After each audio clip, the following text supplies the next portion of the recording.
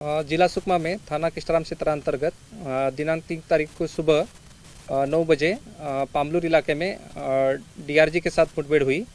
इसमें 12 नक्सली मारे गए हैं, जिसमें 5 महिला नक्सलियों का भी समावेश है।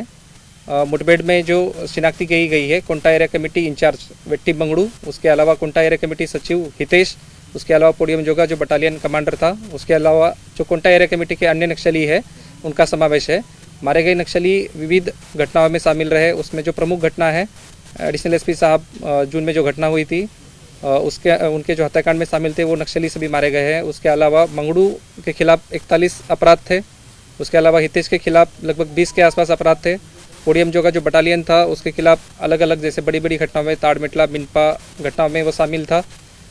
जो भेजी इंजीराम और उसके अलावा किस्टाराम एक्सिस पे जो आईडी ब्लास्ट हुए थे, एम्बुशेस हुए थे, इन सारे घटनाओं में नक्सली शामिल थे। इस एनकाउंटर के बाद जो कोंटा एरिया कमेटी है इसके लिए काफ़ी ज़्यादा नुकसान हुआ है नक्सलियों को कमेटी का।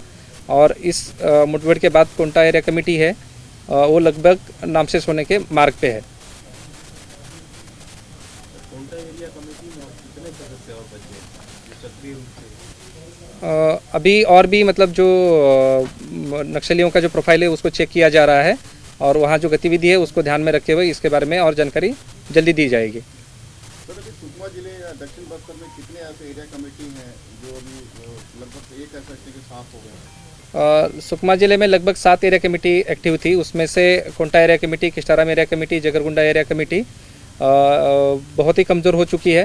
उसमें नाम मात्र नक्सली शेष है। उसके अलावा जो दरभा डिवीज़न में मार्च में जगदीश का इनकाउंटर हुआ था, उसके बाद पिछले महीने में जिला सुकमा और उड़ीसा में दरभा डिवीज़न के काफ़ी नक्सलियों का सरेंडर हो चुका है। दरभा डिवीज़न में भी लगभग 15 के आसपास नक्सली बचे हुए हैं। तो उस जिला सुकमा में हम बोल सकते हैं कि नाम के बराबर ही नक्सली आज की स्थिति में बचे हुए हैं। सर, आत्मसमर्पण को लेकर एक नई डेडलाइन आई है कि 31 जनवरी 2026 तक ही माओवादियों के पास आत्मसमर्पण का विकल्प होगा। नहीं, अभी भी समय है। मतलब जैसे आपने बताया कि एक डेडलाइन है, तो उसके अंतर्गत नक्सलियों को हम अपील करते हैं कि जल्द से जल्द आत्मसमर्पण का लाभ ले। छत्तीसगढ़ शासन की जो आत्मसमर्पित पॉलिसी है वो बहुत अच्छी है। शासन पूरे लाभ उनको दे रही है।